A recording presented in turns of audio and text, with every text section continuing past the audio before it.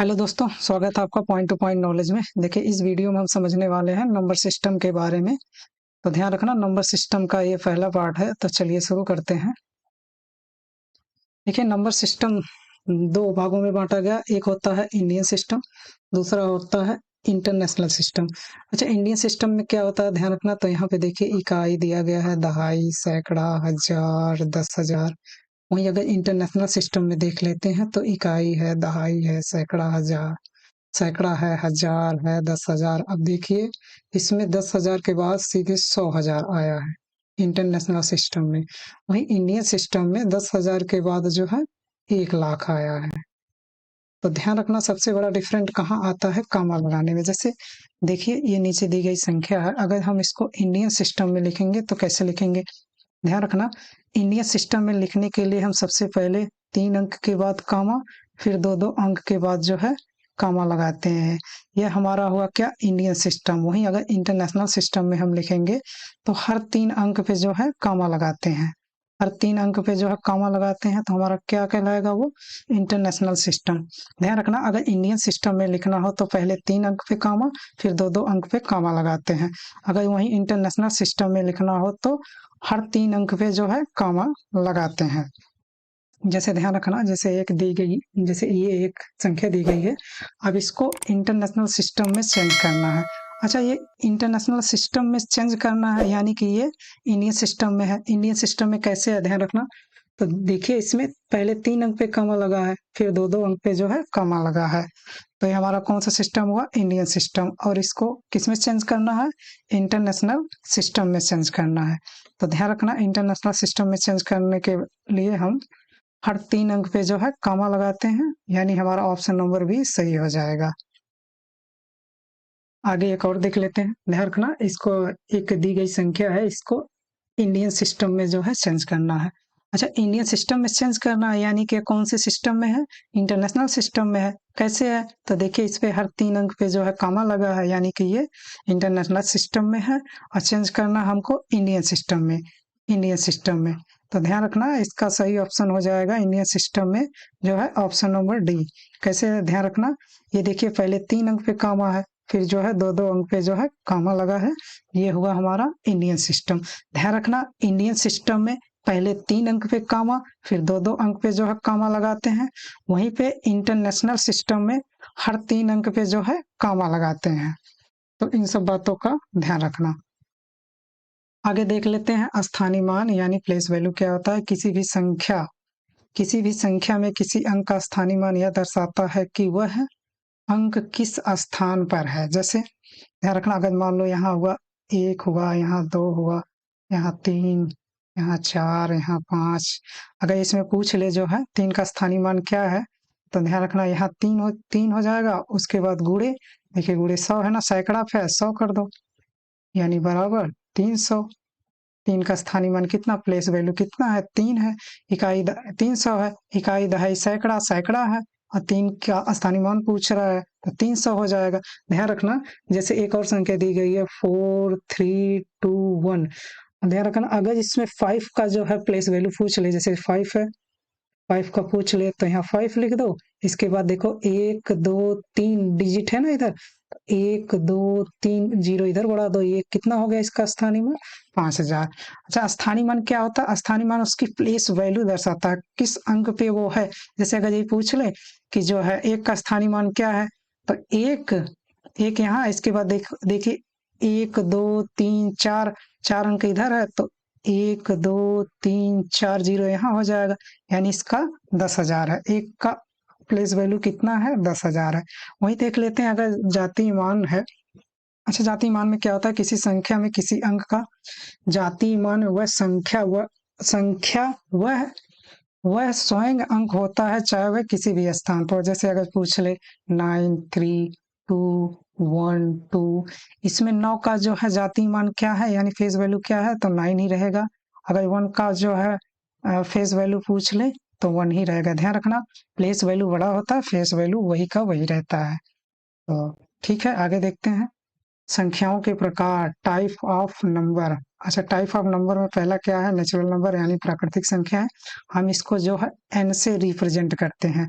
वे प्राकृतिक संख्याएं जिनमें वस्तुओं की गणना की जाती है, यानी जो काउंटिंग की जाती है उसको क्या हम कहते हैं, प्राकृतिक संख्याएं कहते हैं। जैसे 1 2 3 4 5 6 7 8 9 हुआ और ये अनंत तक जाएगा, ये सब क्या कहलाता है, ये सब हमारी नेचुरल नंबर यानी प्राकृतिक संख्याएं होती हैं। अच्छा, ध्यान रखना शून्य प्राकृतिक संख्या नहीं है। शून्य जो है प्राकृतिक संख्या नहीं है। और सबसे छोटी प्राकृतिक संख्या कौन है, तो एक हमारी जो है सबसे छोटी प्राकृतिक संख्या है। अच्छा, ध्यान रखना प्राकृतिक संख्या को ही हिंदू अरबी संख्या कहते हैं, यानी हिंदू अरबिक नंबर भी कहा जाता है। इस बात को आप लोग ध्यान रखना, ये बहुत ही इम्पोर्टेंट है। जो है प्राकृतिक संख्या को हिंदू अरबिक नंबर भी कहते हैं। पिछली बार जो है शायद सीटेट में पूछा गया था कि जो है प्रथम 50 हिंदू अरबी संख्याओं का औसत क्या होगा।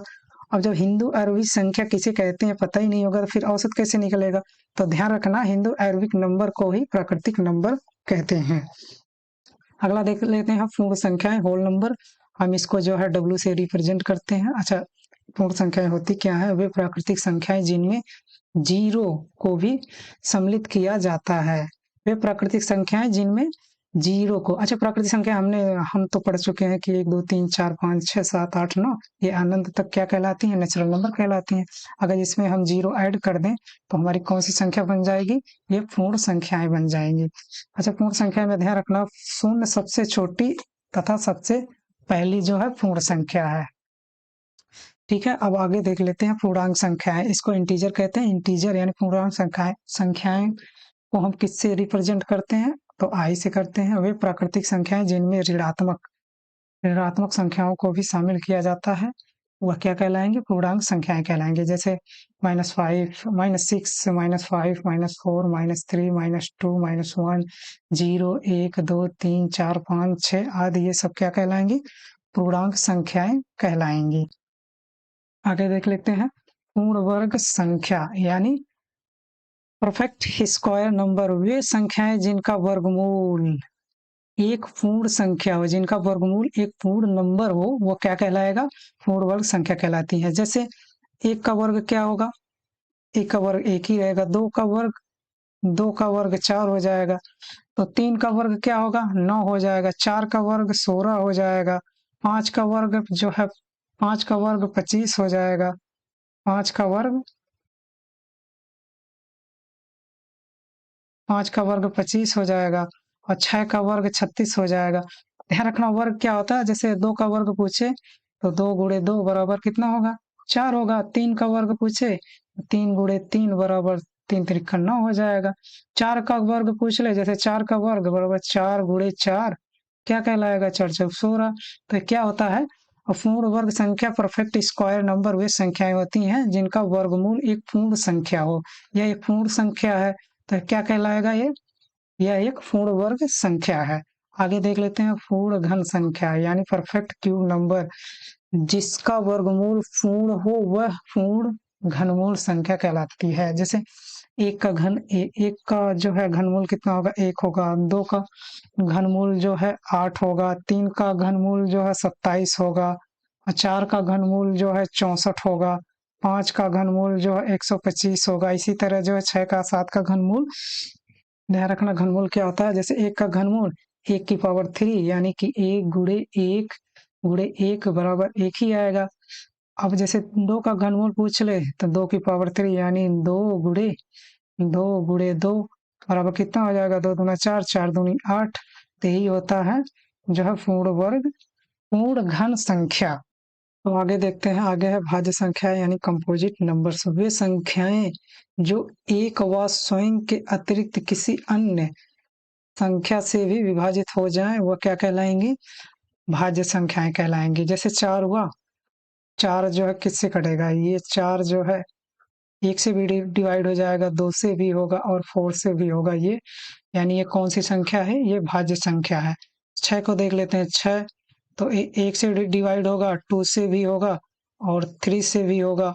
यानी ये कौन सा संख्या हुई, ये भाज्य संख्या। अच्छा, अभाज्य संख्याएं क्या होती हैं, प्राइम नंबर्स किसे कहते हैं? तो वे संख्याएं जो एक व स्वयं के अतिरिक्त किसी अन्य संख्या से विभाजित ना हो। अच्छा, भाज्य संख्या में किसी अन्य संख्या से विभाजित हो, अभाज्य में एक व स्वयं के अतिरिक्त किसी अन्य संख्या से विभाजित ना हो, अभाज्य संख्याएं कहलाती हैं। जैसे हुआ 2 हुआ, 3, 5, 7, 11, 13 आदि। ये सब संख्याएं क्या है? ये सब संख्याएं जो अभाज्य, ऐसा सबसे छोटी अभाज्य संख्या अगर पूछ ले तो सबसे छोटी अभाज्य संख्या जो है 2 है। अच्छा, ध्यान रखना 1 से 50 तक अभाज्य संख्याएं कितनी हैं?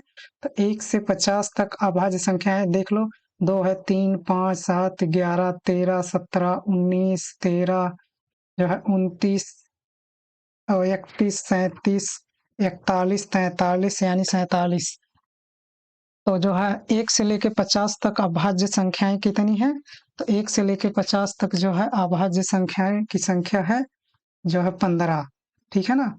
और वहीं जो है 15, 50 से लेके 100 तक अभाज्य संख्याओं की संख्या कितनी है? 10 है। अगर टोटल हम कर दें कि 1 से लेके 100 तक अभाज्य संख्याओं की संख्या कितनी है? तो 25 है। तो ध्यान रखना, और यहाँ पे ध्यान रखना, एक ना तो भाज्य संख्या है और ना ही अभाज्य। अगर पूछ ले ऐसी कौन सी संख्या है ना तो वह भाज्य है ना ही अभाज्य, तो एक ऐसी संख्या है वह ना तो भाज्य है ना ही अभाज्य। अगर पूछ ले सबसे छोटी अभाज्य संख्या, तो सबसे छोटी अभाज्य संख्या 2 है। आगे देख लेते हैं, अभाज्य संख्या क्या है, यानी क्रो प्राइम नंबर ऐसी 2 या 2 से अधिक प्राकृतिक संख्याएं जिनका HCF यानी हाईएस्ट कॉमन फैक्टर यानी मासा एक ही आए, वह अभाज्य संख्याएं कहलाती हैं। जैसे 3, 5 हुआ और 5, 3, 9 हुआ। इधर देख लो 6, 13, 17, इनका मासा कितना आएगा? इनका जो है HCF जो है एक ही आएगा। तो ये कौन सी संख्याएं कहलाएंगी? ये हो गई अभाज्य यानी क्रो प्राइम नंबर। जैसे देख लेते हैं 3 और 5 का मासा, तो हम गुणनखंड विधि द्वारा सॉल्व करते हैं। जैसे 3 हुआ, 3 का 3 से काटते हैं तो 1 आया, ठीक है ना? और 5 है तो 5 को 5 से कटेगा, फिर 1 आया। अब इसका गुणनखंड बन गया 3 गुणे 1 और इसका बन गया 5 गुणे 1। इसमें देखिए ये दोनों कॉमन है, इनका मासा कितना हो गया? इनका मासा 1 हो गया।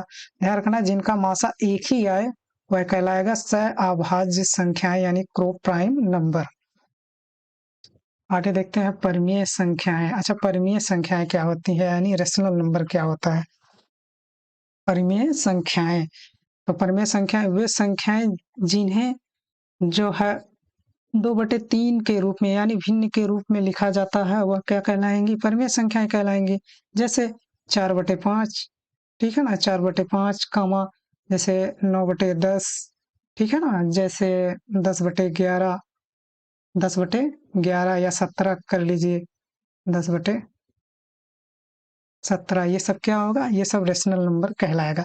अच्छा, ध्यान रखना, रेशनल नंबर एक होता है 1.3333, ये भी क्या कहलाएगा? ये भी जो है हमारा जो है परिमेय संख्याएं कहलाएंगी। ध्यान रखना, अगर जैसे 1.3 ये किसका निशान है? ये बार का निशान क्या होता है? यानी ये 3 अनंत बार आएगा। जैसे हुआ ना, जैसे 1.333333 ऐसे करके आनंद बार आएगा। ये बार का मतलब है आनंद है। तो ये भी संख्या क्या कहलाएगी? ये भी संख्या जो है परिमेय संख्या जो है कहलाएगी। तो ध्यान रखना, ये दोनों, ये और जिसमें बार का निशान है, ये भी हमारा जो है रेशनल नंबर होता है।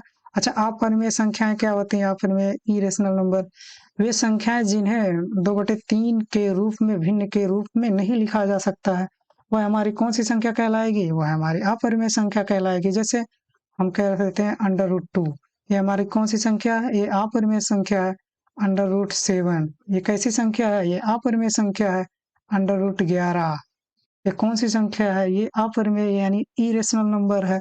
अच्छा, ध्यान रखना, इसमें देखिए अगर 1.3 ऊपर नीचे बार दिया गया है यानी 1.333 बार ये अनंत बार आएगा, ये हमारा परिमेय संख्या हुआ।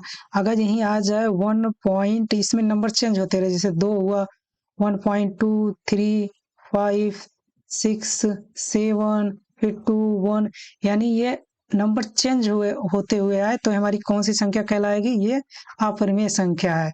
ये हमारी अपरिमेय संख्या, और ये जो नंबर सेम है जैसे 3333 बार कई बार आए तो हमारी परिमेय संख्या है, और ये हमारी अपरिमेय संख्या है। तो ठीक है, आगे देखते हैं। आगे है सम संख्या यानी इवन नंबर। इवन नंबर क्या है? वे संख्याएं जो 2 से पूर्णतः विभाजित हो जाए सम संख्या कहलाती है। जैसे 2, 4, 6, 8, 12, 14, 26 वे संख्याएं जो 2 से डिवाइड हो जाए उसे क्या कहा जाता है? उसे सम संख्या कहा जाता है। अच्छा, विषम संख्या क्या है? विषम संख्या वे संख्या है जिन्हें 2 से पूर्णतः विभाजित ना किया जाए। जैसे 3 है, 5 है, 7 है, 9 है, 11 है, 13 है, 23 है आदि, ये सब क्या है? विषम संख्या है। सम संख्या है जो 2 से डिवाइड हो जाए, विषम संख्या है जो 2 से ना डिवाइड हो उसे क्या कहा जाता है? विषम संख्या कहते हैं। अगला देखते रहते हैं पूर्ववर्ती यानी प्रीडिसेसर नंबर क्या होता है? दी गई संख्या के ठीक पहले वाली संख्या जो है पूर्ववर्ती संख्या कहलाती है। जैसे अगर 15 है, इधर 15 अगर पूर्व में देखो, पूर्व में क्या होता है? पहले। अगर 15 का पूर्ववर्ती पूछे तो -1 कर दो यानी 14। 15 का पूर्ववर्ती कितना हुआ? 14। और यही देख लीजिए अनुवर्ती क्या होता है? दी गई संख्या के ठीक बाद वाली संख्या अनुवर्ती होता है। जैसे अगर यही है 15 का हम पूछ ले अनुवर्ती तो इसमें 1 प्लस कर देंगे यानी 16 हो जाएगा। देखिए अनुवर्ती में 1 प्लस किया जाता है, पूर्ववर्ती में पूर्व मिस पहले होता है, अनुमिस एक संख्या बाद होती है। अब जैसे 100 का इसमें पूछ ले, 100 का अनुवर्ती क्या है?